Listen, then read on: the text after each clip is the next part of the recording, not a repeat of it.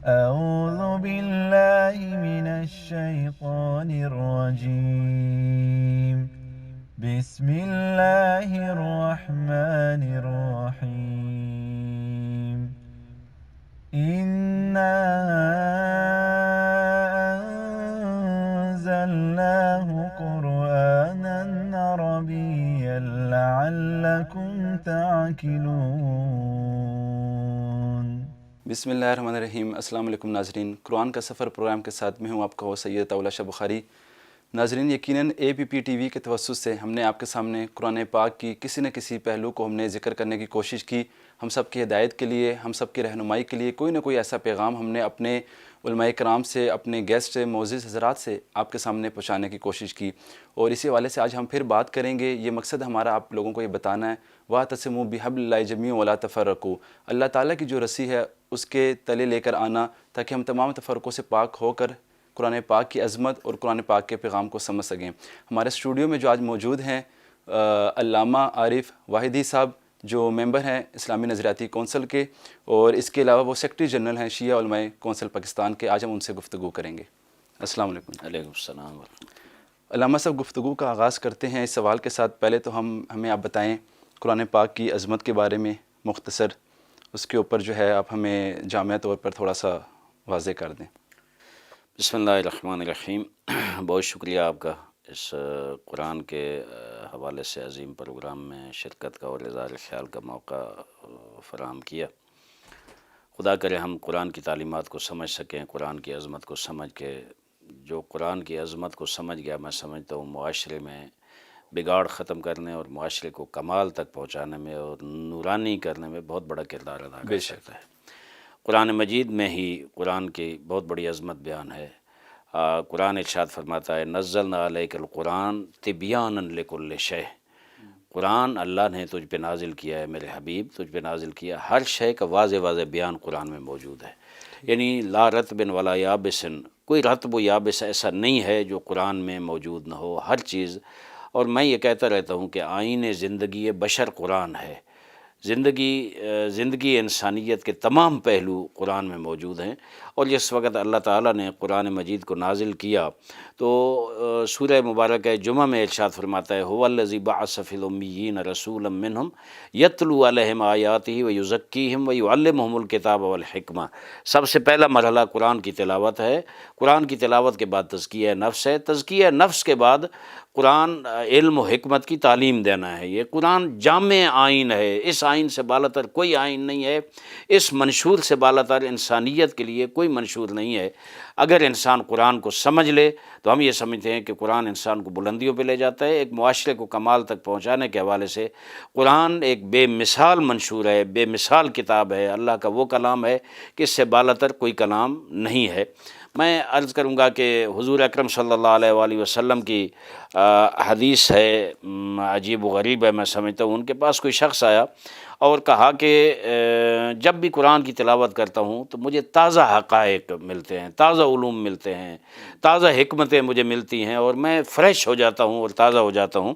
تو انہوں نے فرمایا ان اللہ تبارک و تعالی لم یجعلہ لزمان دون زمان ولا لناس دون ناس، اللہ نے قرآن مجید کو کسی ایک مخصوص زمانے کے لیے نازل نہیں کیا، کسی ایک مخصوص معاشرے کے لیے نازل نہیں کیا، بلکہ قرآن مجید فہو فی کل زمان جدید، ہر دور میں جدید ہے قرآن، ہر زمانے میں تازہ ہے، ہر زمانے میں دنیا کو روشنی دیتا ہے۔ اب قرآن مجید میں یہ نہیں ہے کہ ایک دفعہ پڑھ لیا اور پھر دوبارہ پڑھنے میں اس کو انسان کو بوریت ہو۔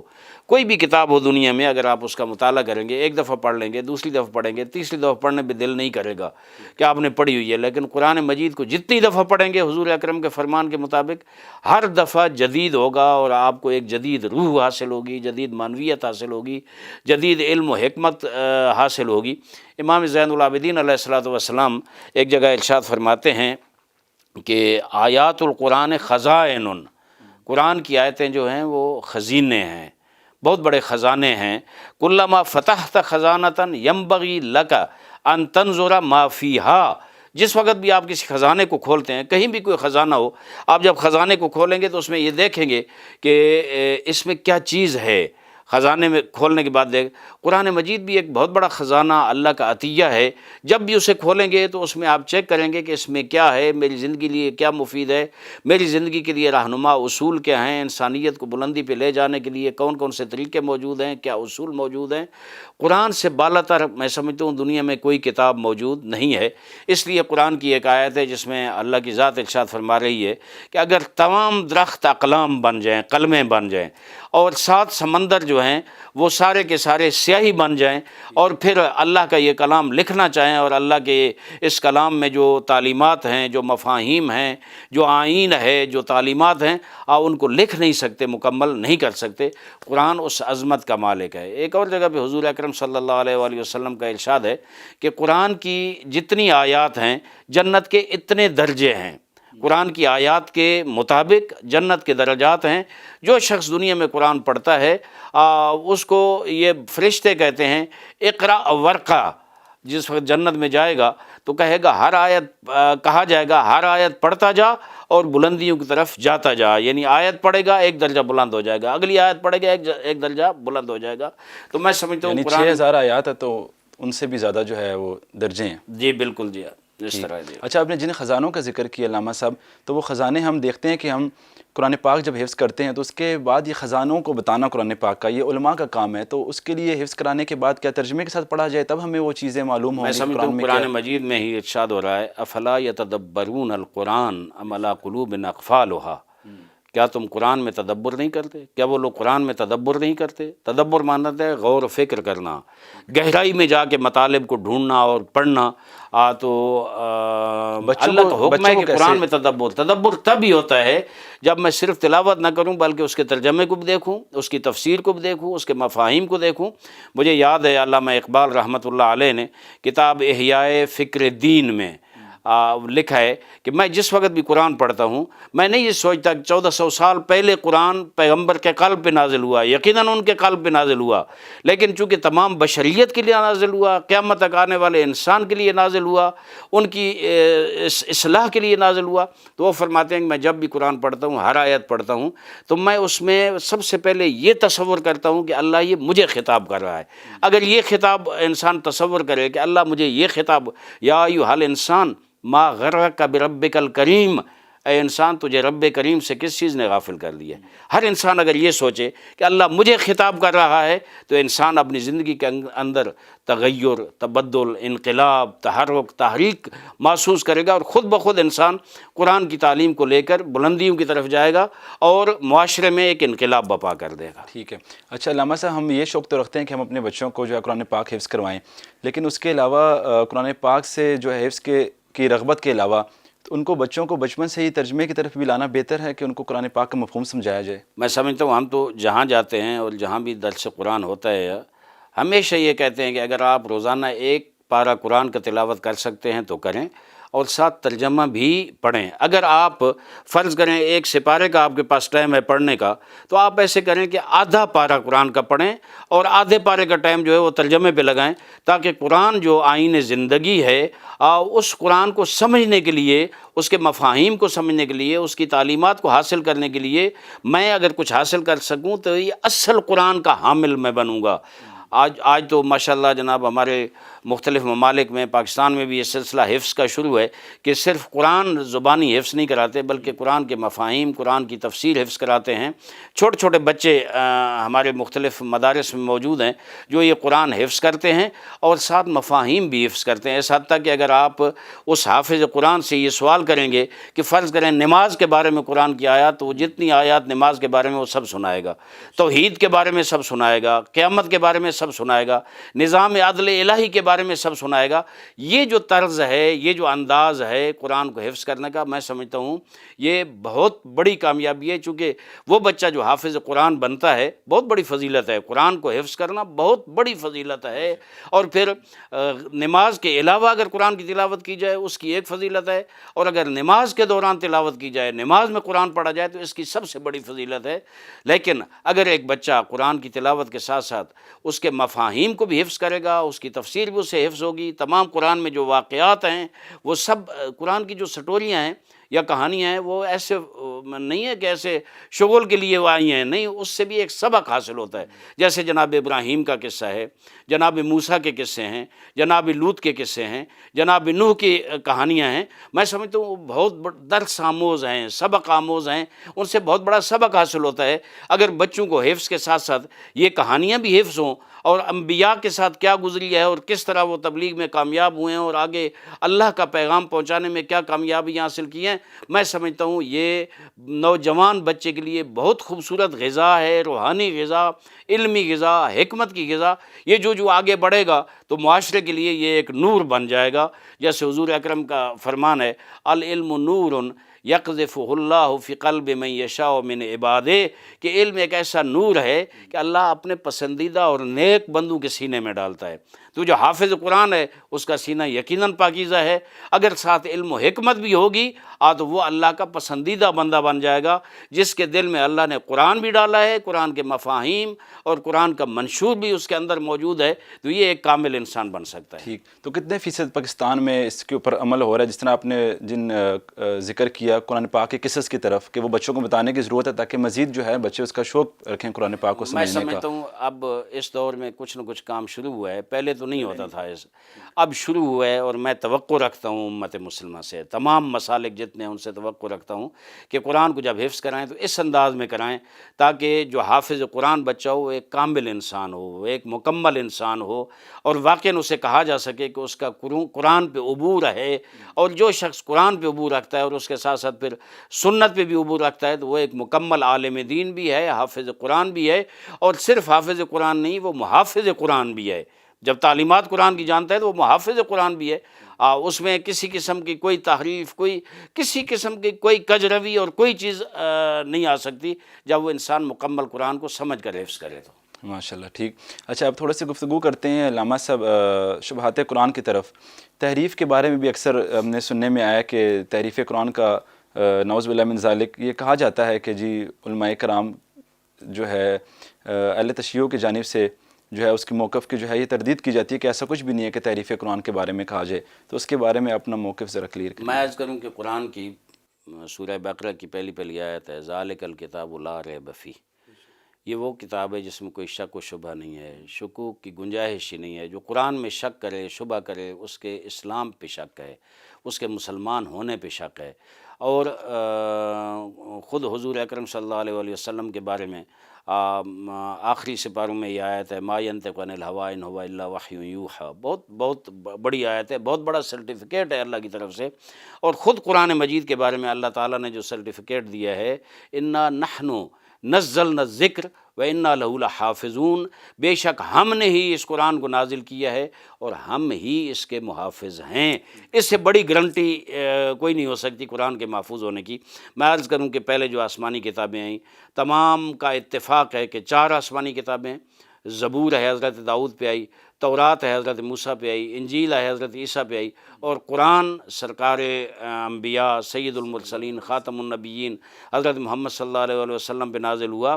پہلی جو 3 کتابیں ہیں ان میں تحریف ہوئی، وہ ختم ہو گئیں، منقرض ہو گئیں، تبدیل ہو گئی، حتیٰ انجیل کے کئی نسخے موجود ہیں، باقی بھی اسی طرح جناب مندرس ہو گئیں اور منقرض ہو گئیں. لیکن قرآن جب اللہ نے نازل کیا، چونکہ حضور اکرم صلی اللہ علیہ وسلم خاتم النبیین ہیں، ختم نبوت ایک ایسا اصول ہے اللہ کا کہ اس میں کسی قسم کا کوئی شک و شبہ نہیں ہے، خاتم النبیین ہے. اور دین جو ہے خاتم الادیان ہے، جو حضور شریعت لائے ہیں وہ خاتم الشرائع اور خاتم الادیان ہے، اور جو حضور کتاب لائے ہیں وہ کتاب خاتم الکتب ہے. تو اگر خاتم الکتب جو آگے صدیوں میں قیامت تک رہنی ہے اس میں اگر تعریف ہو جائے تو اس کا معنی یہ ہے کہ تعلیمات مصطفیٰ، تعلیمات الہی جو ہیں وہ اس نسل انسانی سے ختم ہو جائیں. لذا اللہ نے خود اپنی ذمہ داری لی ہے، اپنے آپ کو گرانٹر اور ضامن بنایا ہے کہ انا نحن نزلنا الذکر، ہم نے قرآن کو نازل کیا ہے، وانا لہ لحافظون، اور ہم ہی اس کے محافظ ہیں. اور تمام مسالک امت مسلمہ کے جتنے بھی مسالک ہیں یا فقہی حوالے سے جتنے بھی مکاتب فکر ہیں ان سب کا اتفاق ہے کہ قرآن میں کسی قسم کی کوئی تحریف نہیں ہوئی، تلاوت کے حوالے سے، الفاظ کے حوالے سے. باقی جو تفسیر ہے وہ ظاہر ہے وہ ہر کوئی اپنے انداز میں کرتا ہے، لیکن تلاوت کے حوالے سے، قرآن کے الفاظ کے حوالے سے، قرآن کی آیات کے حوالے سے، قرآن کی صورتوں کے حوالے سے کسی قسم کی کوئی تحریف نہیں ہے. یہ اللہ کا کلام تحریف سے پاک و پاکیزہ ہے الحمدللہ. بالکل بالکل کلام پاکیزہ ہے اور اللہ تعالیٰ کا یہ معجزہ ہے کہ اللہ تعالیٰ اس کی حفاظت فرما رہے ہیں۔ ناظرین یہاں ہم لیں گے چھوٹی سی بریک، ہمارے ساتھ رہیے گا، وی ول بی رائٹ بیک۔ إنا أنزلناه قرآنا عربيا لعلكم تعقلون۔ ویلکم بیک ناظرین، علامہ صاحب سے گفتگو جاری ہے۔ علامہ صاحب یہ بتائیے گا جو قرآن پاک ہے وہ انسانی زندگی پر کس قدر جو ہے اثر انداز ہو سکتا ہے، اس کے اثرات کیسے مرتب ہوتے ہیں؟ میں سمجھتا ہوں کہ حضور اکرم صلی اللہ علیہ وسلم کا قرآن کے حوالے سے ہے لا تحصى عجائبہ، قرآن کے جو عجیب و غریب علم ہیں، علوم ہیں، وہ شمار نہیں کیے جا سکتے۔ انسان دنیا میں کسی چیز میں مہارت حاصل کرنا چاہتا ہے، کوئی بھی علم حاصل کرنا چاہتا ہے، دیکھیں ایک تصور اور کنسیپٹ یہ ہوتا ہے کہ شاید قرآن اور دین آیا ہے صرف آخرت کو سنوارنے کے لیے، نہیں یہ نہیں ہے۔ دین اور قرآن آیا ہے دنیا کو سنوارنے کے لیے۔ اگر میں دنیا میں قرآن سے فائدہ اٹھا کے اپنی زندگی نہیں سنوار سکتا، اپنے معاشرے کو نہیں سنوار سکتا، اپنی فیملی اپنی اولاد کی زندگی کو نہیں سنوار سکتا، تو وہ آدمی ناکام ہے، اس کی آخرت بھی نہیں سنور سکتی۔ قرآن اس لیے نہیں آیا کہ میں مصلی عبادت یا محراب مسجد میں بیٹھ کر میں جناب قرآن کی تلاوت کرتا رہوں اور مہینے میں چند ختم کروں۔ بے شک ختم کرنا بہت ثواب ہے، تلاوت کرنا بہت زیادہ ثواب ہے، لیکن اصل یہ ہے کہ میں قرآن کے مطابق اپنی زندگی کیسے بناؤں، یہ ہے۔ قرآن میں حضور اکرم فرماتے ہیں کہ اس کے عجیب و غریب علوم جو ہیں وہ اتنے زیادہ ہیں کہ ان کو شمار نہیں کیا جا سکتا۔ ولا تبلا غرائبہ، اور اس کی جو حکمتیں ہیں وہ کبھی پرانی نہیں ہوتی۔ قرآن کی حکمتیں پرانی نہیں ہوتی۔ اس میں ہدایت کے چراغ ہیں، مصابیح الہدیٰ، اس میں ہدایت کے چراغ ہیں اور علم و حکمت کی منزلیں ہیں بہت بڑی۔ تو ہم یہ سمجھتے ہیں کہ اگر دنیا میں انسان چاہتا ہے کسی بھی شعبے میں ترقی کرے، کسی بھی شعبے میں آگے جائے، تو قرآن سے استفادہ کرے۔ قرآن کا جتنا زیادہ مطالعہ کرے گا اتنا زیادہ اس کو دنیا میں ترقی ہوگی اور کامیابی ہوگی۔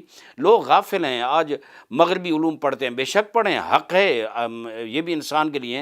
حضور اکرم صلی اللہ علیہ وسلم نے ارشاد فرمایا تھا کہ اطلبوا العلم ولو بالسین، چین ایک استعارے کے طور پر استعمال کیا تھا کہ یعنی دور ترین نکات دنیا میں جانا پڑے لیکن علم حاصل کرو، علم کو نہ چھوڑو۔ تو بے شک علم حاصل کریں، لیکن بنیاد اس کی قرآن ہے۔ جابر ابن حیان ایک بہت بڑے فلسفی گزرے ہیں، امام جعفر صادق علیہ الصلوۃ والسلام کے دور میں ان کے شاگرد بھی تھے۔ آج مغرب میں ان کے علم سے اور فلسفے سے استفادہ کیا جاتا ہے۔ وہ بہت بڑے سائنسدان تھے، ان کی بنیادی تھیوری جو ہے وہ جابر بن حیان کی تھیوری ہے۔ وہ مسلمان تھا، فارابی مسلمان تھا، بہت بڑے بڑے فلسفی گزرے ہیں جن نے قرآن سے استفادہ کیا ہے اور اس دنیا میں تبدیلی لائے ہیں۔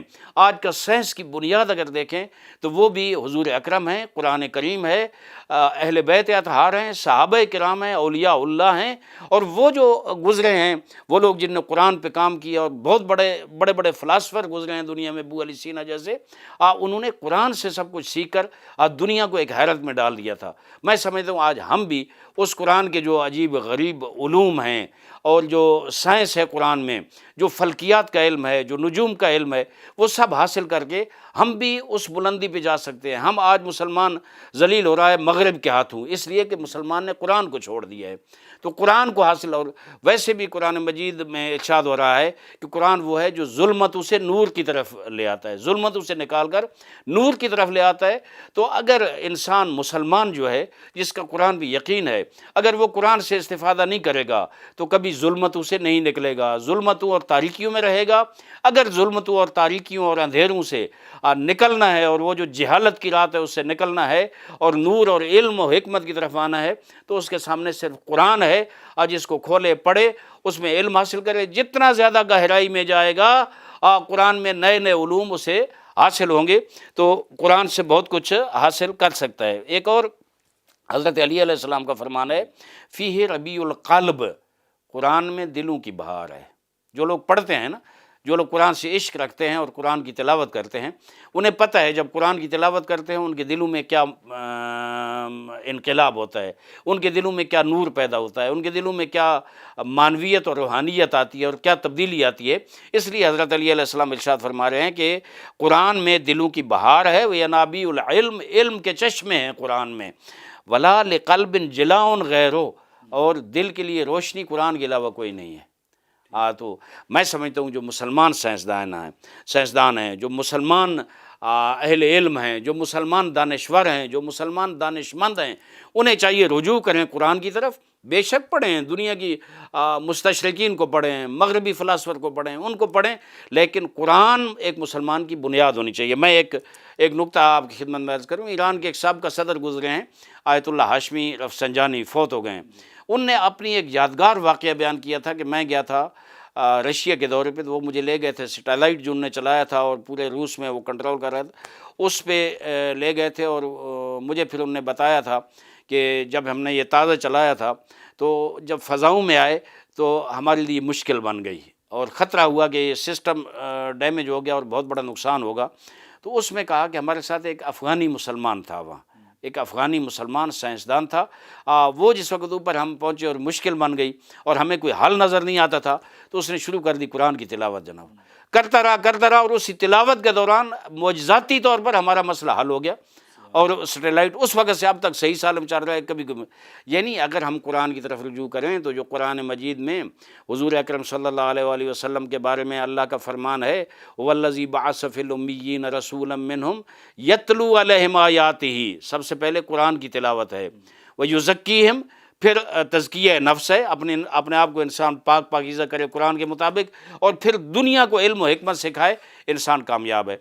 ہماری بدقسمتی یہ ہے، ہم مسلمان قرآن سے پیچھے رہ گئے، قرآن سے وہ استفادہ نہیں کرتے. آخری نقطہ جو قرآن سے ہم کیا حاصل کر سکتے ہیں، وہ بھی حضرت علی علیہ السلام کا ارشاد ہے، ان فی القرآن شفاء من اکبر الداء، قرآن میں بڑی بڑی بیماریوں کی شفا موجود ہے. یہ جو چھوٹی موٹی بیماریاں، کبھی بخار ہو گیا، کبھی ٹی بی ہو گئی، کبھی کینسر ہو گئی، یہ بہت چھوٹی بیماریاں ہیں.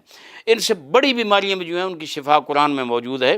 وَهُوَ الْكُفْرُ وَالنِّفَاقُ وَالْغَيُّ وَالزَّلَالُ، کفر، منافقت، گمراہی اور جو انحرافات ہیں دنیا میں، ان سب کا علاج صرف اور صرف قرآن مجید میں موجود ہے. یعنی کوئی نہ کوئی آیت کسی نہ کسی بیماری کے لیے جو ہے شفا کا ذریعہ بن سکتی ہے. ہر قرآن کی آیت کسی نہ کسی بیماری کا علاج اس میں موجود ہے. جو قرآن سے تمسک رکھتے ہیں، جو ٹچ رہتے ہیں قرآن سے، میں سمجھتا ہوں ان کو تجربہ بھی ہے، وہ جانتے بھی ہیں کہ قرآن میں کیا ہے. انشاءاللہ ہمارے جوانوں کو بھی یہ توفیق ہو کہ وہ بھی اس قرآن کی طرف آئیں. اور بالکل قرآن پاک جس طرح کہ آپ کے اسی گفتگو سے جو ایک نقطہ ذہن میں آیا کہ قرآن پاک جس طرح کہ 23 سال کے عرصے میں نازل تو ہو گیا، لیکن جو اس کی تنزیل ہے وہ قیامت تک کے لیے اللہ تعالیٰ نے تفسیر کی صورت میں، الہام کی صورت میں جاری کر دی ہے، جو اپنے اللہ تعالیٰ اہل علم والے بندوں سے جو ہے نا اللہ تعالیٰ انہیں بتاتے رہتے ہیں الہام کی صورت میں. تو آخر میں ہمیں علامہ سے بتائیے کہ قرآن پاک کا جو امت کو جوڑنے کے لیے جو پیغام، بے شمار پیغامات ہیں، اس میں سے ایک امت کے اتحاد کے لیے، قرآن پاک سے شوق پیدا کرنے کے لیے، رغبت رکھنے کے لیے. دیکھیں قرآن مجید میں بہت سی آیات ہیں. ایک جو بہت ہی قرآن کی سب آیات اہم ہیں، ایک جو اہم آیت ہے وہ یہ ہے کہ وَاعْتَصِمُوا بِحَبْلِ اللَّهِ جَمِيعًا وَلَا تَفَرَّقُوا، اللہ کی اس رسی کو مضبوطی سے تھام لو اور آپس میں افتراق اور انتشار نہ ڈالو. یہی اللہ کی رسی، اللہ کا دین ہے، یہی اللہ کا قرآن ہے. اس پہ اگر سب متفق ہو جائیں، میں سمجھتا ہوں تفرقے، اختلافات، انتشار، سب چیز ختم ہو جائے گی. اور قرآن کی ایک اور بہت اہم آیت ہے، اِنَّ هَٰذِهِ أُمَّتُكُمْ أُمَّةً وَاحِدَةً وَأَنَا رَبُّكُمْ فَاعْبُدُونِ. یہ امت واحدہ ہے. اس میں یہ جو مسالک پیدا ہوئے ہیں، میں واضح طور پر عرض کروں گا، یہ حضور اکرم کے بعد پیدا ہوئے. آپ دیکھیں حضور کے دور تک کبھی کسی مسلک کی بات نہیں ہوئی تھی کہ یہ فلاں مسلک ہے، یہ فلاں مسلک ہے، یہ فلاں مسلک ہے. آپ حضور کی زندگی کا مطالعہ کریں، جو حضور اکرم صلی اللہ علیہ وسلم نے مکے میں زندگی گزاری ہے، جو مدنی زندگی ہے، اس میں کبھی حضور نے کسی مسلک کا نام نہیں ہر لیا. طرف محبت اچھا ہے. بعد میں حضور اکرم کے بعد جو خلافت راشدہ کا دور تھا، اس میں بھی آپ دیکھیں کبھی مسلک کا نام نہیں آیا. بلکہ میں اس سے آگے بڑھوں گا، کربلا میں یزید کے خلاف جو امام حسین نواز رسول نے قیام کیا، آپ مدینے سے لے کر کربلا تک جائیں، امام حسین کے خطبات جو ہیں، میں نے بہت بنظر غیر جائزہ لیا اور پڑھا ہے کہ انہوں نے صرف قرآن کا کہا ہے یا اسلام کا کہا ہے کہ میں قرآن اور اسلام کو بچانے کے لیے جا رہا ہوں. انہیں کسی مسلک کا کبھی ذکر نہیں کیا. یا ہم بعد میں مسلکوں میں بٹ گئے، اور آج تو دنیا ایسے ہو گئی ہے، متاسفانہ میں ہزار بار تأسف کے ساتھ یہ عرض کروں گا، آج سامراجی قوتیں، آج دشمن اسلام قوتیں ہیں، آج وہ طاقتیں جو چاہتی ہیں کہ اسلام کمزور ہو، امت کمزور ہو، آج وہ ان طاقتوں کا سب سے بڑا ذریعہ یہی ہے کہ ڈیوائیڈ اینڈ رول، کہ مسلمانوں کو تقسیم کرو اور ان کے اوپر چڑھ کر رہو، ان کے اوپر حکومت کرو۔ آج آپ بتائیں نا، جو امت مسلمہ اور جو اسلامی ممالک کی صورتحال ہے وہ کیا ہے؟ اب وہ یہ ہے کہ غیروں کے اغیار کے غلام بن چکے ہیں، آپس میں لڑ رہے ہیں غیروں کے اشاروں پہ۔ ان میں اگر اتحاد ہو جاتا، میں کہتا رہتا ہوں، نام نہیں لیتا کسی ملک کا، بعض ممالک کے درمیان جو اختلاف ہے، ہمارے پاکستان کے سب دوست ہیں، اگر ان میں اتحاد ہو تو امت مضبوط ہوگی، اور اگر ان میں اختلاف ہوگا، انتشار ہوگا، جنگ ہوگی، میں سمجھتا ہوں امت اس سے کمزور ہوگی، امت مضبوط نہیں ہو سکتی۔ پاکستان کے اندر کی صورتحال میں عرض کروں، کافی عرصے سے ایک فرقہ واریت کی فضا، ایک جذباتی فضا، ایک دوسرے کو برا بھلا کہنا، حتیٰ کافر کافر کہنا ایک دوسرے کو، میں سمجھتا ہوں وہ فضا بنی، لیکن الحمدللہ علماء، بزرگ علماء تمام مسالک کے وہ سمجھتے تھے کہ یہ بہت بڑی سازش ہے، فرقہ واریت، مسالک کو تقسیم کرنا، منتشر کرنا، اور یہ سازش ایسی ہے کہ جس سے پاکستان بھی کمزور ہوگا، مسلمان بھی پاکستان میں کمزور ہوں گے۔ اس کا مقابلہ اتحاد و وحدت کے ساتھ کیا، میں سمجھتا ہوں آج بہتر فضا ہے۔ لیکن یہاں میں عرض کروں گا کہ یہ جو دہشت گردی ہوئی، ہم نے ہمیشہ کہا کہ دہشت گرد جو بھی ہیں ان کے ساتھ قانون کے مطابق سلوک کیا جائے، قانون کے کٹہرے میں انہیں لایا جائے، اور ہم نے ہمیشہ جوانوں کو یہ درس دیا، کسی بھی مسلک کا ہو، کہ یہاں اسلحہ اٹھانے کی گنجائش نہیں ہے، یہاں پاکستان کی فورسز موجود ہے، پاکستان کی مضبوط آرمی موجود ہے، پاکستان کے ادارے موجود ہیں، پاکستان کی ایجنسیاں موجود ہیں جو اتحاد و وحدت کے حوالے سے بھی کام کر رہی ہیں، فرقہ واریت کو ختم کرنے کے لیے کام کر رہی ہیں، امت اور پاکستان کو استحکام دینے کے لیے کام کر رہی ہیں۔ ہماری ذمہ داری نہ تلوار اٹھانا ہے، نہ اسلحہ اٹھانا ہے، ہم نے ان کے ساتھ تعاون کرنا ہے تاکہ مسلمان ایک رہیں، یہ امت واحدہ رہے، اور یہ ملک جو اسلام کے نام پہ، میں جب پاکستان کا نام لیتا ہوں میرا دل نورانی ہو جاتا ہے، اس لیے کہ یہ 27 رمضان کو اللہ نے مجھے عطیہ دیا تھا، ہمیں عطیہ دیا تھا، یہ تحفہ اللہ کا، ہدیہ ہے اللہ کا، اور ہمیں اس کا شکر گزار ہونا چاہیے۔ اور پھر یہ بھی میں دعوے سے کہہ سکتا ہوں، پاکستان کی قوم، مسلمان قوم، وہ غیرت مند قوم ہے جنہوں نے دنیا اسلام میں سب سے پہلا انقلاب پاکستان میں آیا، اور ہندوستان سے ہم نے چھینا اپنا ملک، انگلستان کے سامراجی طاقت سے ہم نے چھین کے پاکستان۔ میں سلام پیش کرتا ہوں علامہ اقبال کو اور محمد علی جناح رحمۃ اللہ علیہما کو، انہوں نے بہت جد و جہد، اور جو شہید ہوئے ہیں ان کو بھی سلام پیش کرتے ہیں۔ میں سمجھتا ہوں اس پاکستان کی اور اس امت کی حفاظت کرنا ہم سب کی ذمہ داری ہے۔ ہم اگر اس کی حفاظت کر سکیں اور اس کو آگے چلا سکیں، میں سمجھتا ہوں ہم سے زیادہ مضبوط کوئی نہیں ہوگا انشاءاللہ۔ بہت شکریہ علامہ صاحب۔ جی ناظرین، آپ نے دیکھا کہ آپس کے اتحاد کے لیے، آپس کے اتفاق کے لیے اور باہر کی سازشوں سے بچنے کے لیے یہ ضروری ہے کہ ہم قرآن پاک کے اس پیغام کے سائے تلے آئیں۔ جیسے ہم پاکستانی پرچم تلے سب ایک ہیں، اسی طرح قرآن پاک کا جو پیغام ہے اس سب کے نیچے بھی ہم سب کو ایک ہونا پڑے گا، تاکہ ہمارے لیے دنیا اور آخرت دونوں کی کامیابی بن سکے۔ انشاءاللہ پھر پروگرام میں حاضر ہوں گے۔ پروگرام کا وقت ختم ہو جاتا ہے، اپنا خیال رکھیے گا۔ السلام علیکم ورحمۃ اللہ وبرکاتہ۔